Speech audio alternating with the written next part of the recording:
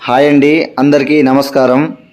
ఈ మధ్యకాలంలో భార్యాభర్తల మధ్య, అత్త కోడళ్ళ మధ్య, తల్లి కొడుకుల మధ్య చిన్న చిన్న వాటికి సమస్యలు వచ్చి విడిపోవడం ఇలాంటి చాలా సర్వసాధారణమైనదండి. ఈ భార్యాభర్తలు వేరే వాళ్ళతో అక్రమ సంబంధాలు పెట్టుకోవడం, లేకుంటే భర్త వచ్చి రోజు తాగొచ్చి కొట్టడము, ఇలాంటి వాటికి ఈ మరుగుమందు అనేది చాలా ఉపయోగపడుతుందండి.